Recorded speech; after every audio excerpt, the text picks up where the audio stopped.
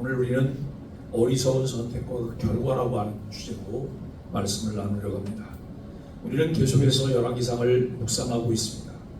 열왕기상이 다루려고 하는 주제는 하나님의 왕권, 하나님과 이스라엘의 언약 관계인 것을 알게 됩니다. 이미 살펴본 11장까지의 내용은 다윗을 이어서 통일 왕국의 세 번째 왕국, 하나님께서 주셨던 놀라운 복을 누렸지만 분열 왕국의 역사를 시작하는 빌미를 솔로몬이 제공하는 이런 모습을 우리는 볼 수 있습니다. 열왕기서 기자를 통해서 이스라엘 지키시는 하나님을 끊임없이 드러내려고 하는 이런 의도들을 우리가 보게 됩니다. 하나님의 주권과 그분의 섭리에 의해서 이스라엘의 흥망성쇠가 달려있으나 하나님의 일방적인 결정이 아니라 언약에 따라서 그 결과를 예측할 수 있다라고 하는 것을 알게 됩니다. 우리는 2장 3절에서 내 하나님 여호와의 명령을 지켜 그 길로 행하여 그 법률과 계명과 율례와 증거를 모세의 율법에 기록한 대로 지키라. 그리하면 내가 무엇을 하든지 어디로 가든지 형통하리라 라고 하는 말씀을 보게 됩니다. 하나님께서 무엇을 하든지 어디로 가든지 형통하게 하는 방법을 가르치고 있습니다. 그런데 그것을 가르칠 때 꼭 여러분 이렇게 이제 연결하는 이 단어가 나와요. 그리하면 이 그리하면이라고 하는 연결하는 단어 이후에 나오는 말씀이 무엇을 하든지 어디로 가든지 형통하게 하겠다라고 말하거든요. 그런데 그 그리하면 앞에는 어떤 조건이 나와요. 이렇게 하면 무엇을 하겠다라고 하는 말씀이죠. 하나님의 언약 백성이기 때문에 여호와 하나님께서 주신 명령을 따라 그 길을 행하면이라고 하는 거예요. 뭐 구구하게 다른 설명도 필요하지 않아요. 그냥 간단하고 가벼운 거예요. 우리가 요한복음 15장 7절 말씀에도 보면 너희가 내 안에 거하고 내 말이 너희 안에 거하면 무엇이든지 원하는 대로 구하라. 그리하면 이루리라 라고 말씀하세요. 그 무엇인지 원하는 대로 구하라. 그리하면 이루리라. 그러니까 무엇인지 원하는 대로 구하라. 그 앞에 있는 말씀이에요. 너희가 내 안에 거하고 내 말이 너희 안에 거하면 여기 2장 3절에서 말하고 있는 이 말씀과 다르지 않아요. 여호와 하나님께서 주신 명령을 따라 그 길로 행하면이라고 하는 그런 말씀이에요. 오늘 우리는 이와 같은 말씀들을 보면서 이것은 솔로몬에게만 국한된 말씀이 아니라는 거예요. 모든 이스라엘에게 그리고 오늘날 하나님 백성된 모든 그리스도인들에게 해당되는 말씀이다 라고 하는 것이죠. 솔로몬에 이어서 르호보암이 왕이 되자 애굽에서 돌아온 여로보암과 온 이스라엘은 르호보암을 찾아가 솔로몬이 시킨 고역과 멍에를 가볍게 해주면 왕을 섬기겠다라고 하는 이야기를 합니다. 르호보암은 백성을 섬기라는 노인들의 조언을 버립니다.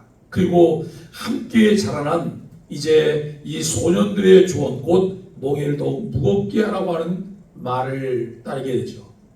여러분 솔로몬이 왕이 될 때 그가 취했던 첫 번째 모습이 어떤 모습이었어요? 하나님께 나아가요. 일천번제를 드려요. 일천번제를 하나님께 드리는데 그 일천번제를 드릴 때 솔로몬의 마음은 어떤 마음이냐면 하나님이 내게 주신 왕이라고 하는 직무를 잘 감당하기 위해서 나는 너무 부족하다는 거예요. 그래서 하나님의 도움을 요청하려고, 하나님께 감사하며 도움을 요청하려고 하는 그런 마음으로 하나님께 나가서 일천번제를 드려요. 그때 일천번제를 드릴 때에 솔로몬이 취했던 것은 왕의 무게를 하나님 앞에 내려놓는 거예요. 너무나 무거워서 내가 감당할 수 없는 힘, 내 힘으로는 할 수 없는 힘, 그렇기 때문에 하나님의 도움이 필요하다고 하는 거예요. 그런데 하나님께서 그때 솔로몬에게 이렇게 말씀하시죠. 내가 내게 무엇을 주고, 내가 내게 무엇을 주고. 우리가 하나님께 나와서 예배할 때 또 하나님 앞에 기도할 때, 삶을 통해서 하나님께 초점을 맞추고 갈 때 하나님께서 우리에게 반응하시는 삶, 하나님이 반응하시도록 하는 삶, 이 삶이 너무나 우리에게 중요하지 않을까 생각해 봅니다. 여러분, 솔로몬이 백성들의 소리를 듣고 판단하여 바른 판결을 할 수 있도록 지혜를 하나님께 구해요. 그런데 솔로몬의 이 요청이 하나님 마음에 꼭 맞았다라고 하는 거예요. 하나님의 마음이 여러분 흡족하고 하나님께서 솔로몬이 구하는 지혜도 주시고 부도 주시고 명예도 하나님이 주셨음을 알게 됩니다. 그러나 르호보암에게는 그런 시간이 없었던 것으로 보여요. 르호보암이 너무나 일정이 쫓기기 때문에 그런 시간을 못 가졌을까? 그렇게 생각할 수도 있으나 르호보암은 솔로몬이 하나님을 향하여서 가졌던 그런 마음과는 또 다른 마음이지 않았을까 생각을 해봐요.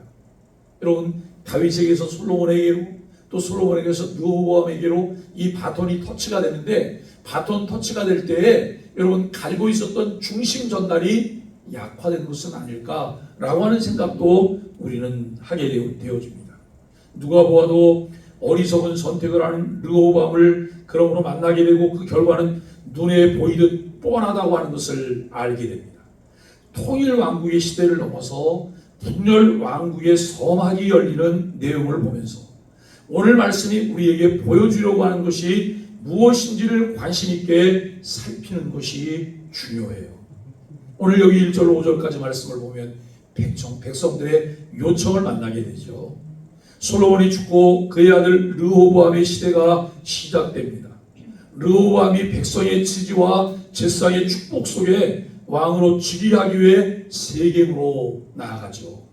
세겜은 여호수아 시대 이후 이스라엘 백성에게 종교 중심지였음을 알게 됩니다. 그곳에 백성의 대표로 여로보암이 등장해요. 백성이 르호보암과 맞설 지도자로 여로보암을 선택하고 피난처인 애굽에 있던 그를 불러드립니다. 여러분, 그저 문자가 보여주고 있는 표면적인 것만 보게 된다면 내면의 깊은 것들을 우리는 다 놓치고 지나갈 수 있어요. 지금 여로보암은 애굽의 망명 중이었어요. 애굽에 피난 중이고 애굽에서 그 다음 일을 도모하고 있어요. 왜냐하면 자기 의사와는 관계없이 하나님께서 여로보암을 선택하셨고 여로보암에게 10지파를 맡기겠다고 하는 예언을 선지자를 통해서 하셨어요. 이 말을 솔로몬이 듣게 됐고 솔로몬이 이 여로보암을 죽이려고 한다고 하는 것 때문에 여로보암은 애굽으로 망명 갔어요. 애굽에 망명 가서 생활하는 그를 왜 백성들은 불렀을까? 솔로몬이 죽고 르호보암이 왕이 되자마자 왜 여로보암을 불렀을까라고 하는 거예요. 우리는 그냥 이렇게 눈에 보여지는 것만 보면 왜 불렀을까? 그동안 계속 내통을 했을까? 이런 생각도 우리는 해볼 수 있을 거예요.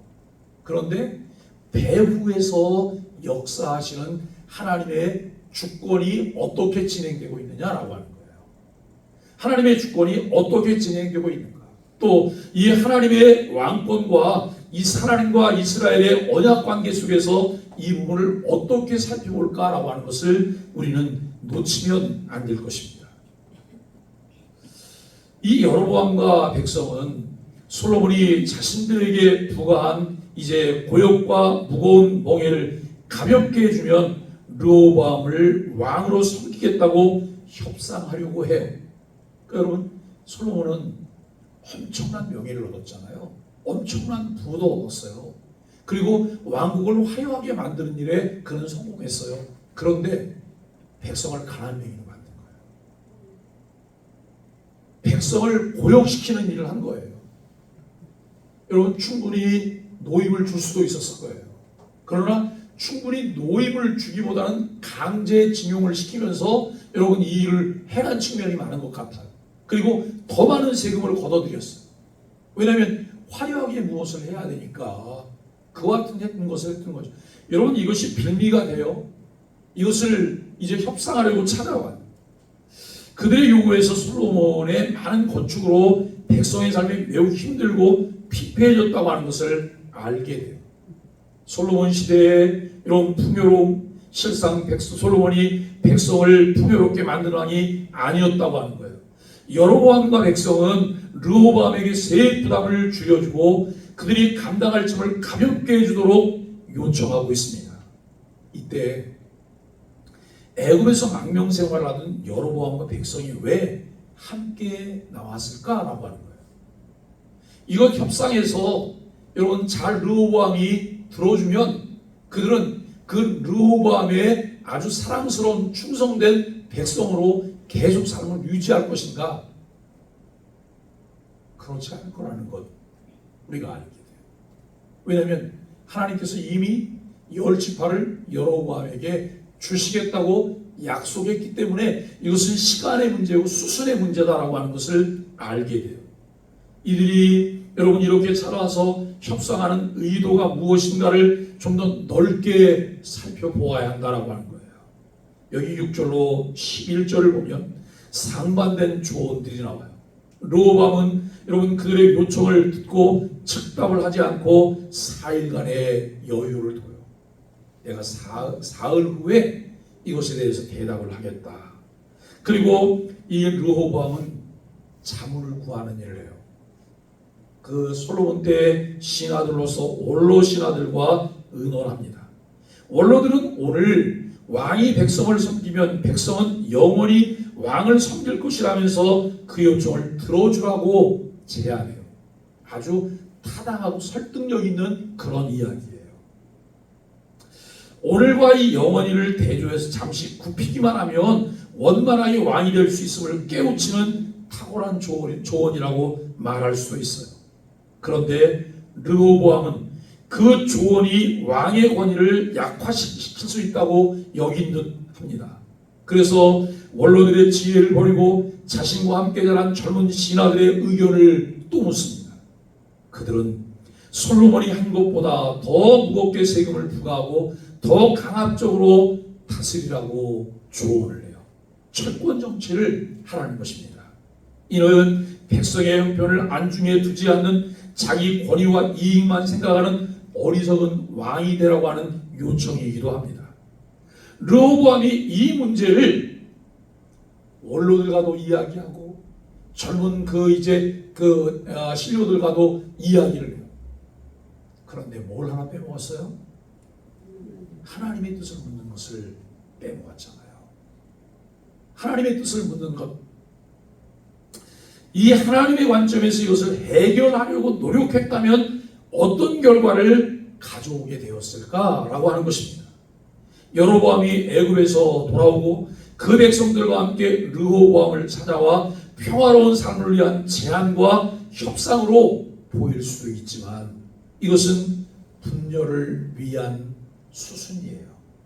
분열을 위한 명분을 쌓기 위한 수순이라는 것입니다. 르호보암이 젊은 신하들이 아닌 원로들의 의견을 수용하는 것이 지혜로운 선택처럼 보여집니다. 그러나 본문을 통해 우리가 보아야 할 것은 하나님이 이루시려고 하는 하나님 나라의 물줄기라는 거예요. 우리가 여러분 어떤 상황들을 봐요. 그 상황들을 보면서 늘 우리는 보다 나은 선택이라고 하는 것을 우리의 관점에서 생각해요. 그러나 우리가 정말 성경적인 세계관을 가지고 있는 하나님의 사람들이라면 우리의 관점에서 보다 나은 선택을 하는 것이 아니라 하나님의 관점에서 성경적 세계관 속에서 그것을 바라볼 수 있는 능력이 우리 가운데 길러져야 된다는 거예요. 매사 인간적인 생각에서 이것을 보고 저것을 판단하는, 늘 이렇게 한다면 그 결정은 그 안의 범주를 벗어날 수가 없는 것이죠. 우리가 여러분 이와 같은 것을 보면서 본문의 말씀은 르호보암이 왕으로 세워지고 그 과정 중에 왕국이 분열되기 시작한 초기 상황을 우리에게 보여줘요. 이 과정에서 나타나는 르호보암과 그의 주변 인물들을 통해 우리들은 리더의 몇 가지 자질을 살펴볼 수 있어요. 첫째는 새롭게 세워지는 리더는 공동체의 전통, 정체성 또 정통성을 설명할 수 있습니다. 이스라엘과 이스라엘의 출애굽과 정복 전쟁을 복귀하는 세겜은 그들의 과거를 정의할 수 있는 지역이라고 하는 것을 알게 돼요. 그들의 정체성은 하나님의 선택된 백성으로 그분이 언약하신 약속의 땅으로 진입하는 것이고 우상을 타파하고 나라를 세우는 것이라 라고 하는 것입니다. 그러한 장소로 왕과 백성이 모두 모였습니다. 그것은 그들의 정통성이 부여되는 장소라고 말할 수 있습니다. 두 번째는 리더는 공동체의 미래 비전을 제시할 뿐만 아니라 그 비전 아래 공동체의 구성원들을 어떻게 하나로 묶을지 알아야 한다라고 하는 거예요. 이 비전이라고 하는 것이 뭐예요? 비전이 자기의 야망일까요? 그 상황 속에서 우리가 인간적으로 이룰 수 있는, 인간적으로 올라설 수 있는 이런 야망들을 펼쳐내는 것, 이것을 비전이라고 말할 수 있을까요? 아니에요. 비전은 위로부터 주어지는 거예요. 하나님으로부터 주어지는 거예요. 우리 공동체를 향한 하나님의 뜻이 무엇인가를 찾아내는 것, 이것이 비전이라고 하는 것이죠. 그리고 그 비전과 함께 공동체의 구성원들을 어떻게 하나로 묶을까라고 하는 거예요. 사람들은 다 자기 소견이 있어요. 자기 생각이 있어요. 자기 의견이 있어요.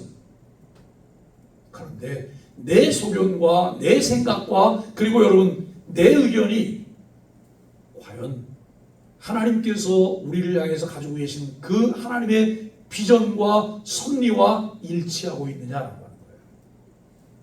그것은 염두에 두지 않고 내 주장만 주장하게 된다면 과연 그것을 이룬들 공동체에 무슨 유익이 있을까를 생각해 보아야 할 것입니다. 이스라엘은 하나님의 율법을 지키며 우상을 타파하는 삶을 살도록 부름받았어요. 거룩한 백성으로 하나님의 나라로 부름받은 백성들이라고 하는 거예요. 그리고 그 핵심에 있는 것이 있어요. 그것이 무엇일까요? 율법이에요. 약속이에요. 언약이 중심에 있다고 하는 거예요. 세 번째, 리더가 공동체의 과거와 미래를 아우르기 위해서는 리더의 덕목을 실천해야 돼요. 리더는 권위로만 세워지지 않습니다. 리더로 세워지는 성도는 공의로 공동체를 섬기는 것이 필요합니다. 공동체와 백성들을 향한 하나님의 뜻과 백성의 아픔과 필요를 깨닫지 못하는 리더는 결국 공동체를 아프게 할 수밖에 없다는 거예요. 잘 듣는 것, 바른 판단을 통해 결정하고 결단하는 지혜가 필요하다고 하는 거예요. 이미 여로보암과 그 백성들이 분열하는 것은 수순이에요. 지금 르호보암을 찾아온 것은 명분 쌓기예요. 우리가 어떻게 보면 여로보암은 다른 사람과 참 많은 부분이 달라 보여요. 왜냐하면 이 여로보암은요, 솔로몬 때에 충성스럽게 일을 했던 사람이에요. 그래서 감독관으로 임명을 받았던 그런 사람이기도 해요. 여러분, 그럼에도 불구하고 하나님께서 그를 10지파를 주겠다고 10지파의 이제 왕으로 하나님께서 그를 지명하세요. 부르셨어요. 여기에 여로보암의 의도가 있었어요. 여로보암의 어떤 야망이 있었어요.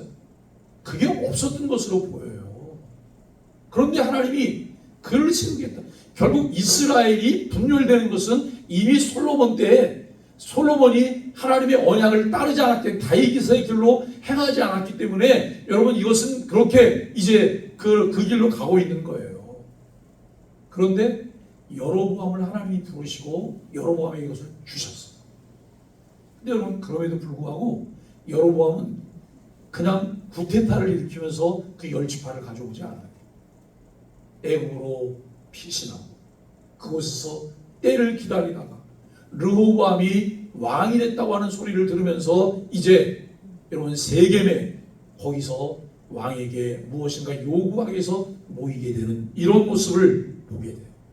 그런데 여러분 이 모든 것들이 결국 명분을 쌓기 위한 과정일 뿐이다 라고 하는 거예요. 그러면 하나님은 여로보암을 통해서 그 왕국을 세우려고 하실까요?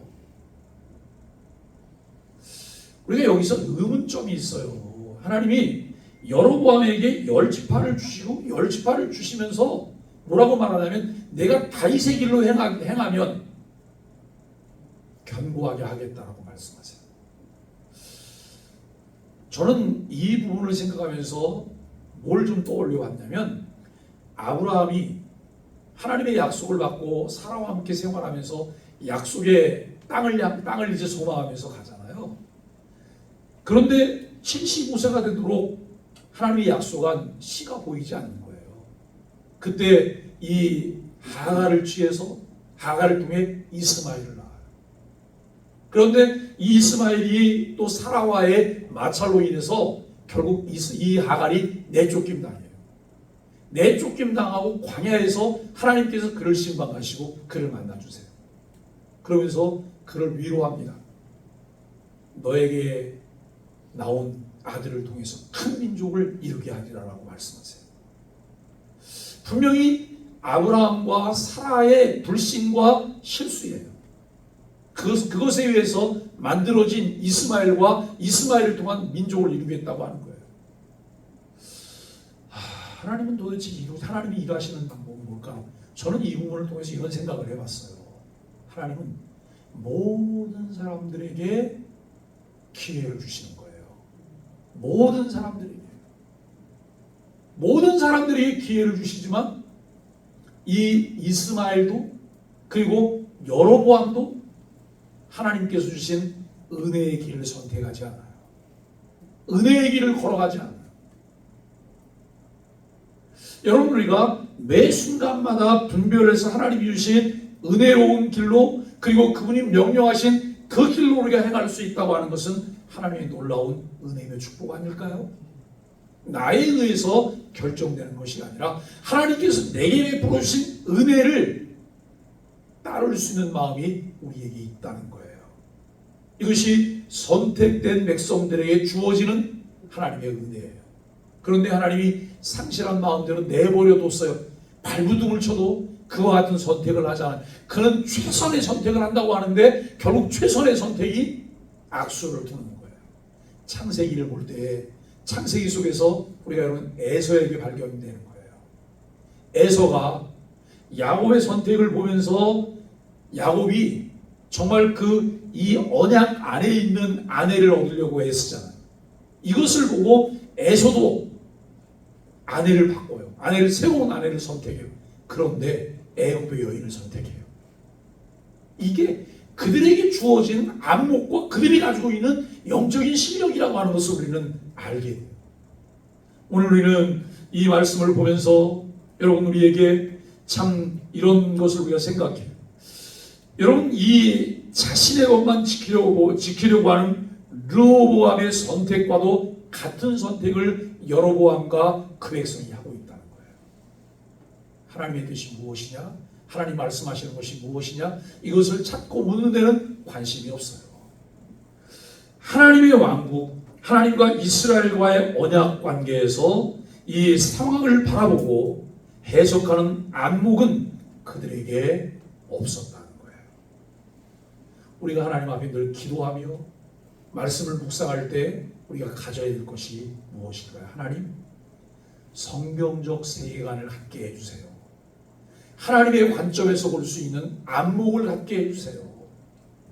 그래서 하나님이 이루시려고 하는 것을 쫓아가게 해주세요. 하나님이 이끄시는 대로 아멘 아멘 아멘 순종하고 따라갈 수 있게 해주세요. 이 기도가 우리에게 필요해요. 솔로몬 이후 르호보암이 처한 어려운 상황들과 여로보암이 백성과 함께 찾아와 요구하는 상황들이 이미 이루어진 솔로몬의 행위와 무관하지 않습니다. 이 사건을 통해서 르호보암이 놓친 것이 무엇일까요? 르호보암의 진짜 어리석은 선택은 무엇일까요? 사랑하는 소망의 가족 여러분, 그릿이라고 하는 책이 있어요. 엔젤라 더크워스라고 하는 베스트셀러 작가가 쓴 책입니다. 이 책 제목인 그릿은 포기하지 않고 노력하는 힘이고 역경과 실패 앞에서 좌절하지 않고 끈질기게 견딜 수 있는 마음의 근력을 의미하고 있는 거예요. 여러분, 이 글쓴이는 연구와 실험을 통해서 인생의 성공에 재능이나 성적보다 훨씬 중요한 요인이 작용한다라고 이야기해요. 이분은 심리학을 공부한 사람인데요. 이 저자는 실패와 역경, 슬럼프를 이겨내는 열정과 집념과 끈기를 그릿이라고 표현을 했어요. 이것은 내면의 힘이고 마음의 근력이라고도 표현해요. 그렇다면 마음의 근력인 그릿을 키우기 위해서는 어떻게 해야 될까? 이 저자는 우리가 이타성에 기반을 둔 목적의식을 지닐 때 우리 안에 그릿이 성장한다라고 이야기해요. 다른 사람을 위한 일, 더 많은 사람을 위한 일, 공동체를 위한 일에서 포기하지 않는 투지가 나올 수 있다고 말해요. 다른 사람을 위해서 자신의 물질과 시간을 나누고 공동체 어려움을 타개하고자 할 때 내적인 힘이 생긴다는 거예요. 다시 말하면 우리 공동체를 향한 하나님의 뜻이 무엇인가를 찾는 거예요. 거기에 마음을 모으는 거예요. 이기적인 나만을 위한 그 상황 가운데서 나만 살아남겠다고 하는 생각이 아니라 공동체와 더불어 공동체의 목적을 통해서 하나님을 영화롭게 하겠다고 하는 이런 마음 자세를 가질 때 우리에게 생겨지는 것은 내면의 힘이고 이 마음의 근력이라고 하는 것을 말해요. 기독교 영성을 통해서 우리가 한 걸음 더 나아가는 그 하나님의 뜻을 깨닫게 되는데, 하나님의 뜻을 따라 하나님의 나라와 다른 사람을 위해 자신의 뜻과 생각을 포기할 줄 알아야 한다라고 하는 것입니다. 예수님은 하나님의 뜻에 순종하기 위해서 자신이 가진 것에 집착하지 않으셨습니다. 또 자신이 이 땅에 온 이유와 가야 할 길을 분명히 아셨습니다. 우리도 자신이 처한 자리에 있다면 이제 자신이 해야 할 일이 무엇인지를 분명히 깨달을 때 우리의 일을 성실히 끝까지 해나갈 수가 있습니다. 하나님이 주신 사명을 위해 이타적으로 결정할 뿐만 아니라 공동체와 더불어 살아갈 때 진정으로 우리 내면의 힘이 강해지고 우리는 영적으로 성숙해질 수 있습니다. 여러분, 르호보암이 왕이 된 것은 단순히 솔로몬의 아들이기 때문에 왕이 되었을까요? 그냥 왕이 되었을까요? 어떻게 교회를 선택해서 다니다 보니까 그냥 소망의 교회 교인이 되었을까요? 그냥 내가 엄마가 되고 그리고 내가 그냥 할머니가 되고 여러분 그렇게 되었을까요? 오늘 우리는 하나님은 아버지 솔로몬에 의해서 몰락의 길을 걷는 왕조를 통해 언약을 이어가기 위해 그를 왕으로 세우셨어요. 이거 한편으로 생각하면 서글픈 거예요. 아버지 솔로몬은 그렇게 화려한 그 왕으로서 모든 걸 다 누렸어요. 그런데 그 아들은 이제 쪼그라들고 망하는 나라를 청산하는 것 같은 그런 역할로 그가 부름을 받았다고 하는 거예요. 여러분, 그렇다면 그는 어떤 자세로 이 왕의 직무를 감당해야 될까요? 그런 상황에서 그에게 주어진 사명은 무엇일까요? 그가 행해야 될 미션이 무엇일까요? 여로보암과 백성들의 요구 앞에 그는 무엇을 선택해야 될까 고민해야 돼요. 원로들의 고견을 듣습니다. 또 여러분 젊은 신하들의 의견도 듣습니다.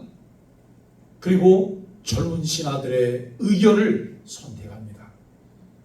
그러나 이 르호보암이 솔로몬에 이어서 그 아버지 다윗과 하나님이 약속하셨던 영원한 왕국을 바라볼 수 있는 안목이 그에게 있었다면 그는 하나님께 물어야 합니다.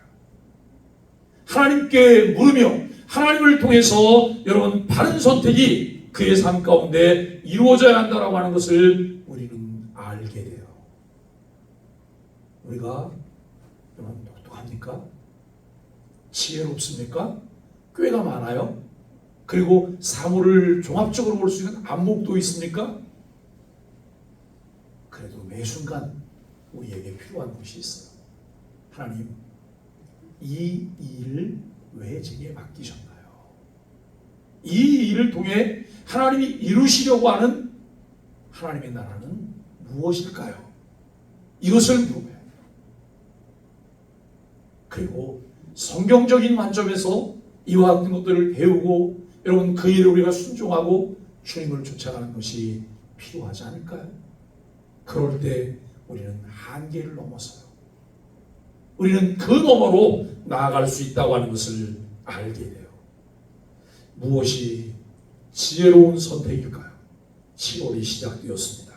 하나님께서 가르쳐 주시는 길과 답이 무엇인지 성경을 통해 찾고 그것을 어떻게 삶에 적용하며 다른 사람들과의 관계에서 하나님의 뜻을 실현할까를 생각하고 기도하며 바른 선택을 하는 소망의 가족들이 되시기를 예수 그리스도의 이름으로 간절히 축복합니다. 우리 함께 아침 기도하겠습니다. 하나님, 인생에서 결정의 순간마다 하나님께 나아가 지혜를 구하기를 원합니다. 자존심을 세우거나 이익을 얻기 위해 경솔하고 어리석은 판단을 하지 않도록 늘 말씀으로 깨어있게 하여 주옵소서.